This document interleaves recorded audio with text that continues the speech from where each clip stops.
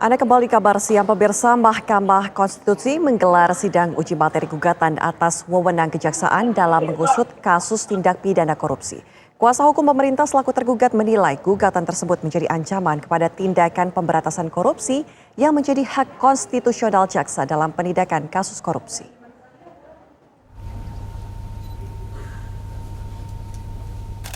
Sidang gugatan uji materi pasal kewenangan penyidikan kejaksaan di Undang-Undang Nomor 16 Tahun 2004 tentang Kejaksaan digelar Rabu siang. Sidang beragendakan mendengarkan keterangan Presiden, Persatuan Jaksa Indonesia, serta Kejaksaan Agung. Sidang diawali dengan mendengarkan keterangan dari kuasa hukum Presiden yang menilai majelis hakim seharusnya menolak gugatan tersebut. Pemohon dinilai tidak memiliki kedudukan hukum untuk mengajukan gugatan kewenangan kejaksaan dalam melakukan penyidikan tindak pidana korupsi.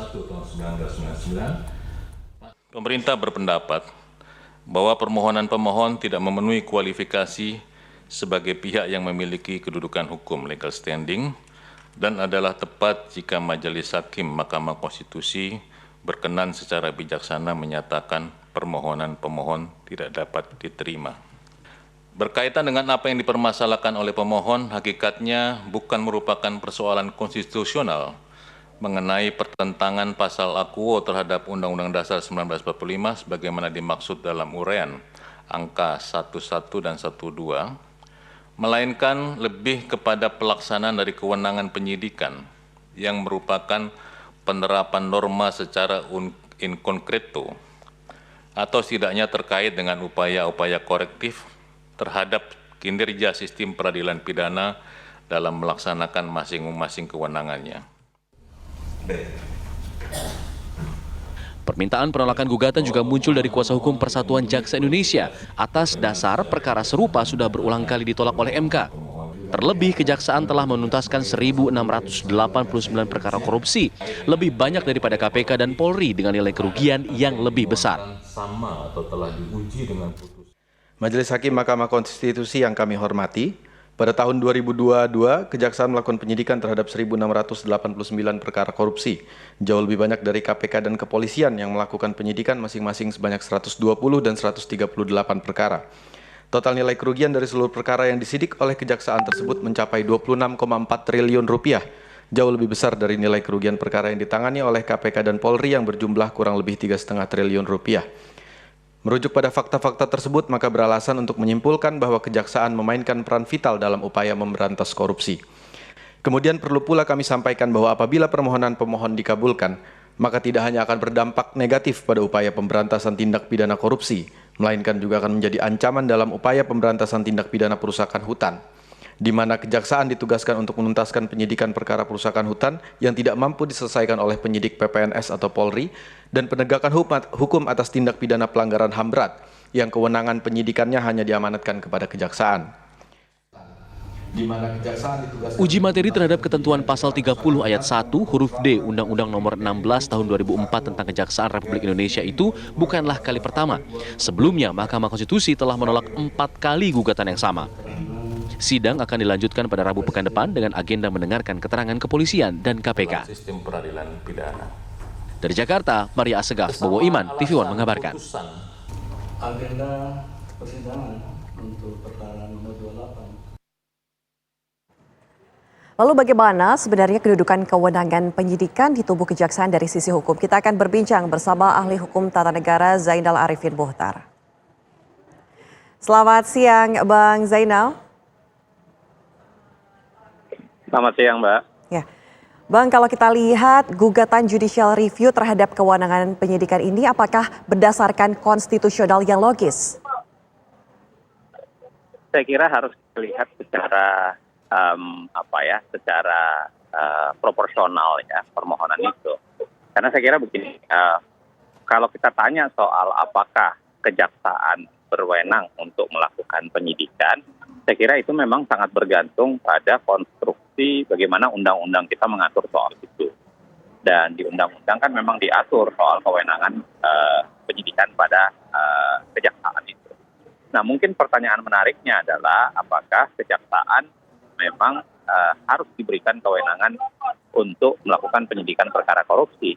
Saya ingin mengatakan begini nih, kalau ditanya sebenarnya dasarnya kenapa dulu kita membuat ada 3 lembaga ya yang punya kewenangan untuk penyidikan perkara korupsi, mulai dari KPK, lalu kemudian kejaksaan dan kepolisian. Saya kira dulu logika dasarnya itu kan mau melakukan semacam semacam kayak kompetisi gitu. Jadi didorong ke arah sana karena mau didorong bahwa 3 lembaga itu harus berkompetisi untuk membawa yang namanya proses penegakan hukum anti korupsi. Nah, memang di perjalanan kan ada problem-problem ya, ada problem-problem, khususnya problem bagaimana mereka berkoordinasi.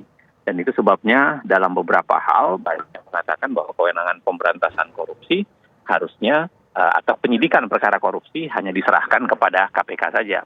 Nah, tapi problemnya sekarang saya kira ada beberapa indikasi yang saya ingin katakan bahwa harusnya kejaksaan memang berwenang menyidik perkara korupsi. Pertama tentu saja adalah soal kondisi KPK itu sendiri. Karena KPK saya kira sekarang mengalami pembuntuannya dalam proses penegakan hukum anti korupsi. Artinya kalau kita pakai logika lama untuk mengatakan bahwa KPK menjadi salah-satunya lembaga yang menyidik perkara korupsi, itu juga agak berbahaya ya, karena kemudian tidak ada kontrolnya dan kemudian KPK sendiri punya problem dari sisi kelembagaan. Nah, yang kedua, saya kira kenapa kejaksaan harus diberikan kesempatan itu? Karena kita harus ingat sendiri sejarah lahirnya KPK. Karena KPK lahir itu dari konteks mau didorong untuk menjadi trigger mechanism bagi perbaikan buat kejaksaan dan kepolisian. Nah, saya kira sekarang ini menjadi kayak timingnya, saatnya untuk menilai apakah kejaksaan dan kepolisian itu sudah tertrigger. Ya, sudah sedikit sudah menjadi lebih baik gitu. Nah, saya kira kalau memang data mengatakan bahwa kejaksaan jauh lebih kuat dalam melakukan penegakan hukum anti korupsi, itu adalah fakta yang memang tidak bisa juga kita singkirkan. Walaupun tentu masih ada perdebatan soal kualitasnya, itu soalan lain. Yang ketiga, saya kira kalau kita bicara pemberantasan korupsi, Mahkamah Konstitusi itu berkali-kali mengulangi ada yang disebut dengan doktrin constitutional important. Jadi dia mengatakan demi kepentingan konstitusional pemberantasan korupsi itu adalah bagian dari kepentingan konstitusional. Nah, memang harus kita lihat apakah gugatan ini itu bisa berpotensi mengganggu penegakan hukum yang sedang terjadi di kejaksaan maupun masa depan pemberantasan korupsi itu sendiri. Bang Zainal, tapi begini. Sedikit atau banyak itu sangat berpengaruh. Ya, Bang Zainal, tapi begini. Ya. Bagaimana dengan kinerja dari Korps Kejaksaan sendiri dalam pemberantasan korupsi? Tadi Bang Zainal sudah mengutarakan begitu ya mengenai KPK, dan apa kemudian dampaknya ketika gugatan ini kemudian dikabulkan begitu? Saya termasuk yang mengatakan ya, kalau dari segi size dan jumlah perkara korupsi tadi sudah disampaikan, dan data itu memang benar. Data yang mengatakan bahwa perkara korupsi yang dilakukan oleh kejaksaan itu melebihi ya jumlah perkara korupsi yang ditangani oleh lembaga lain. Nah, tapi pada saat yang sama memang masih ada perdebatan soal bagaimana dengan kualitasnya.